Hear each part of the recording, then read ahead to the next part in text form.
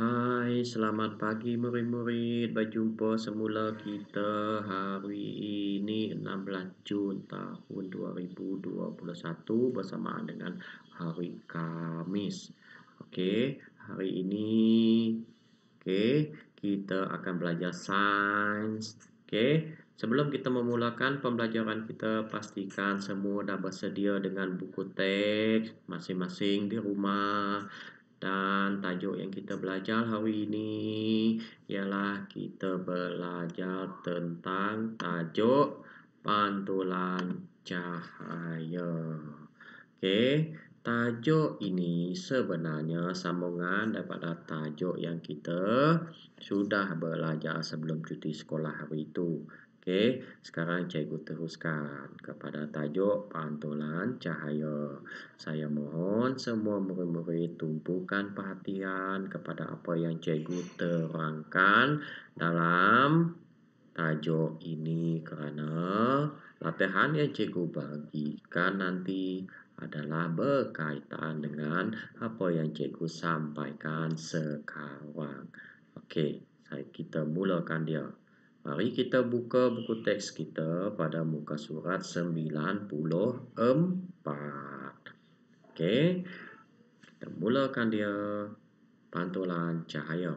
Sebenarnya murid-murid, apabila melihat cermin, kita dapat melihat imej. Imej itu apa? Imej itu ialah gambar.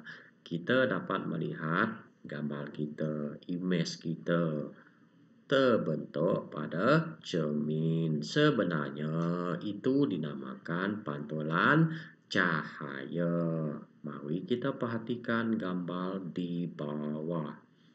Cikgu tu kata, cahaya yang menyinari kamu sebenarnya dipantulkan ke arah cermin. Dan cermin itu pula memantulkan imej ke arah mata kamu.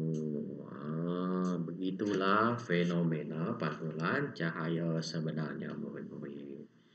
Mari kita perhatikan pula contoh fenomena pantulan cahaya di bawah. Kita tengok ni.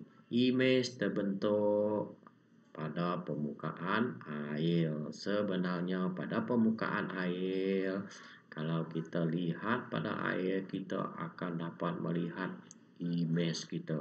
Seperti juga haiwan ni, dia dapat lihat imej dia pada permukaan air. Imej juga boleh terbentuk pada permukaan lantai berjubin. Sekiranya di rumah murid-murid ada lantai berjubin kan, murid-murid akan dapat melihat imej yang terbentuk pada lantai yang berjubin itu kerana keadaan lantai itu licin. Okey, imej boleh terbentuk. Okey. Imej juga boleh terbentuk pada permukaan logam. Ni ada permukaan logam kan, besi kan. Imej boleh terbentuk pada permukaan logam. Mari kita fikirkan mengapakah terdapat bahagian yang berkilat pada lampu suluh. Nampak tak bahagian yang berkilat pada lampu suluh tu? Mengapa ada bahagian berkilat pada lampu suluh tu? Sebenarnya murid-murid, terdapat bahagian yang berkilat pada lampu suluh sebenarnya supaya cahaya dapat dipantulkan dan kecerahan cahaya pula akan lebih cerah terhasil. Itulah sebenarnya bahagian berkilat pada lampu suluh. Kita pergi ke muka surat sebelah 95. Aktiviti pantulan cahaya. Aktiviti ni kita buat hari Isnin nanti. Okey. Kita rekod aktiviti murid-murid, ambil gambar, ambil video aktiviti murid-murid sedang buat aktiviti. Tapi itu hari Isnin, bukan hari ini ya. Hari ini cikgu ada latihan yang cikgu sediakan untuk murid-murid. Kita tengok info sains. Bulan bukan sumber cahaya. Bulan kelihatan bercahaya pada waktu malam karena bulan memantulkan cahaya matahari. Begitulah sebenarnya murid-murid. Sebenarnya bulan tak ada cahaya pun. Cahaya yang kita nampak pada waktu malam itu adalah pantulan daripada cahaya matahari, karena bulan memantulkan cahaya matahari ke arah bumi. Bumi ialah planet kita kan. Oke, muka surat 96. Ini penting. Kegunaan pantulan cahaya. Mari ikuti kisah di bawah. Dia kata, "Ayah, hati-hati, ada penunggang motosikal di tepi. Nasib baik saya terpandang imejnya pada sisi cermin sisi. Setiap kenderaan ada cermin sisi, kereta, lori, bas, motosikal kan. Ada cermin sisi. Jadi, apa kegunaan cermin sisi itu? Ini mesti tahu. Kegunaan cermin sisi membolehkan kita melihat objek di belakang dan di sisi kenderaan. Itulah sebenarnya kegunaan cermin sisi, untuk membolehkan kita melihat objek di tepi kita, di sisi kita, di belakang kita, seperti dalam buku teks. Mari kita tengok pula ni cermin cembung nama dia. Dia diletakkan di tepi jalan raya yang ada seekor. Dia kata, "Ayah, kenapa ada cermin yang diletakkan di situ?" Itu namanya cermin cembung. Cermin itu kegunaan dia ialah untuk membolehkan pemandu melihat kenderaan lain yang terlindung daripada pandangannya, untuk mengelakkan kemalangan. Kita tengok ni kan, jalan raya ni dia selekor tajam. Jadi diletakkan cermin di tepi jalan raya itu supaya pemandu kenderaan berwarna biru ini dapat melihat melalui cermin cembung kenderaan berwarna merah yang datang di arah bertentangan dengan dia. Itulah kegunaan cermin cembung. Mesti tahu dia. Muka surat sebelah murid-murid, muka surat 97. Dalam kehidupan harian kita, banyak situasi yang melibatkan kegunaan pantulan cahaya. Sedar dan tak sedar murid-murid, dalam kehidupan harian kita banyak kita menggunakan fenomena pantulan cahaya. Contohnya kita perhatikan di bawah. Ini nama dia cermin pergigian. Apakah kegunaan dia? Cermin pergigian membantu doktor gigi untuk melihat keadaan gigi pesakit pada bahagian yang terlindung. Doktor gigi akan melihat objek yang terlindung menggunakan cermin pergigian. Begitu juga di kedai kasut, murid-murid. Apabila pelanggan membeli kasut, mereka akan mencari cermin untuk melihat imej kasut mereka. Di kedai gunting rambut pula, apabila kita dah gunting rambut, si tukang gunting rambut pula akan mengambil cermin dan meletakkan cermin di belakang kita supaya kita dapat melihat keadaan rambut kita di bahagian belakang. Ini lagi penting. Tentera laut. Sebenarnya murid-murid, tentera laut boleh melihat objek yang berada di permukaan laut dari dalam kapal selam dengan menggunakan periskop. Nah, ini namanya periskop. Oke. Dalam periskop itu ada dua cermin.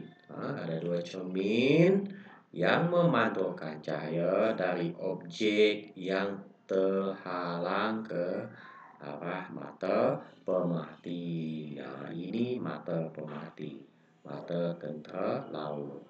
Jadi diletakkan di sini ialah objek apa? Cermin. Cermin apa? Cermin muka pun boleh, muka cermin pun boleh. Letakkan di sini ada dua cermin. Jadi dia tentera laut akan dapat melihat objek di permukaan laut. Oke, muka soal sebelah. Gambar Raja Singa ini sangat-sangat penting untuk murid-murid tahu. Sebenarnya, mari kita perhatikan gambar di bawah. Ambil lampu suluh dan suluhkan kepada cermin. Jadi, murid-murid akan dapat lihat cahaya akan memantul ke atas, kan? Kenapa? Itu dinamakan Raja Singa.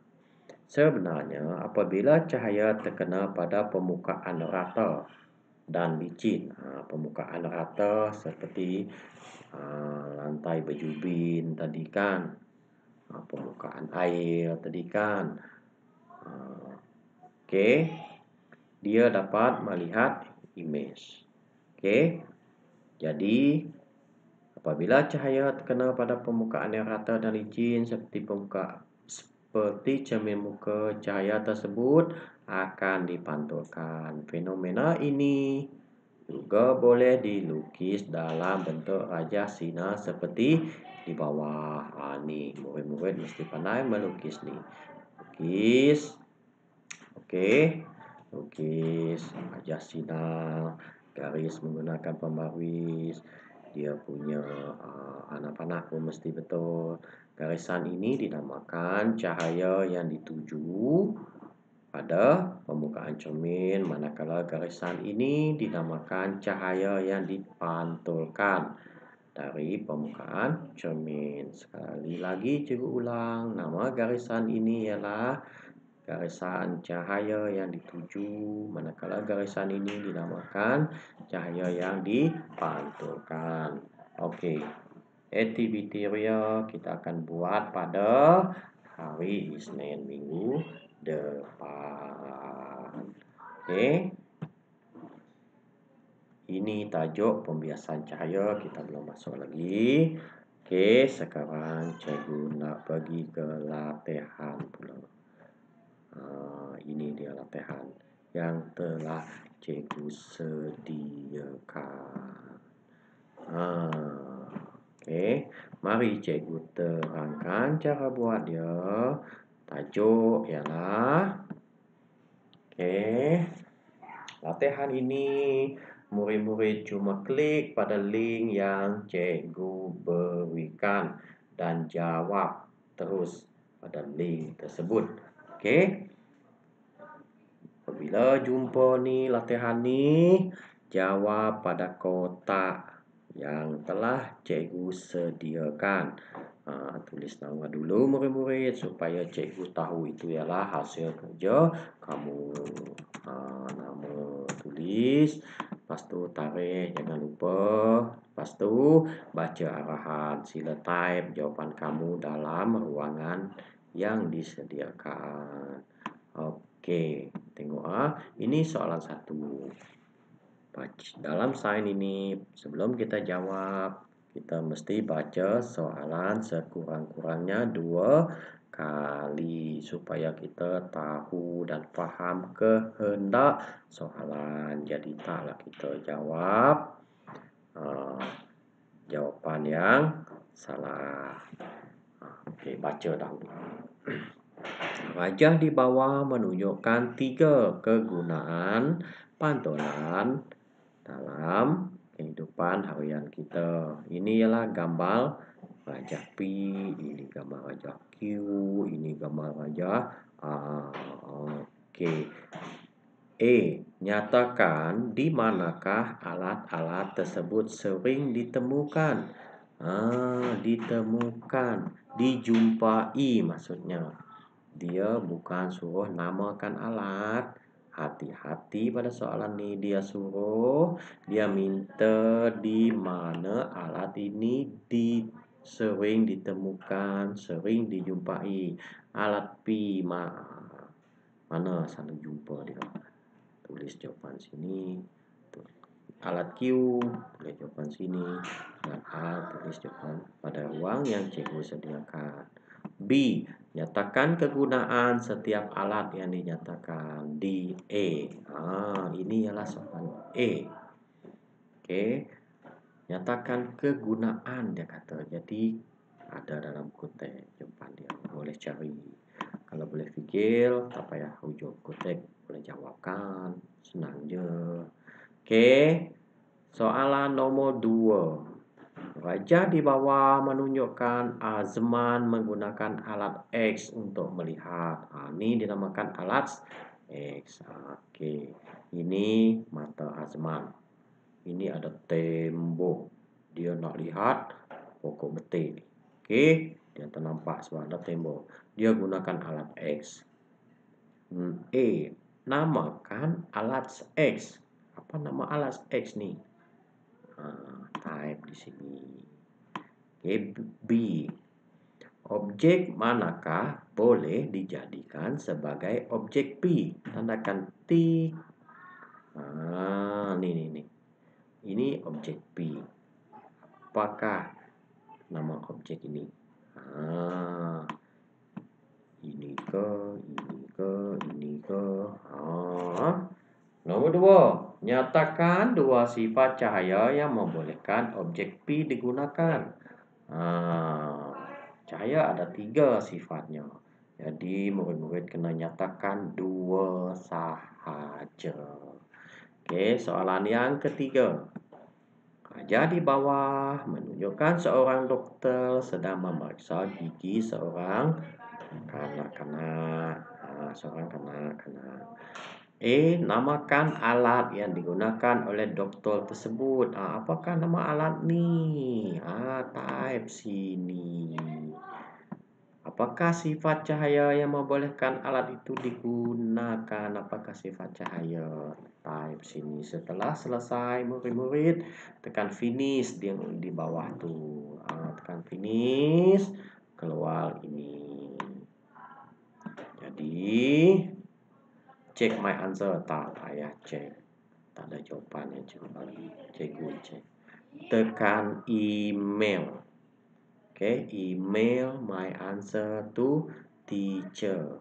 Type lah nama kamu. Lepas type nama kamu, tahun 4. Tahun 4. Subjek sign kan. Email cikgu. Ni email cikgu. Ni dia. Type email cikgu di sini.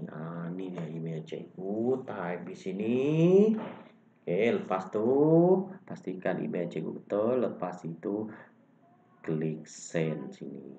Dan cikgu dapat terima latihan yang murid-murid telah buat seperti hari Isnin hari itu kan. Senang saja. Dan satu lagi murid-murid, jangan lupa ambil kehadiran murid-murid pada link yang telah cikgu sediakan untuk memastikan murid-murid hadir PDPR pada hari ini. Maka dengan itu, sekian dulu pembelajaran kita pada hari ini. Jumpa semula kita pada masa akan datang. Bye-bye murid-murid. Bye.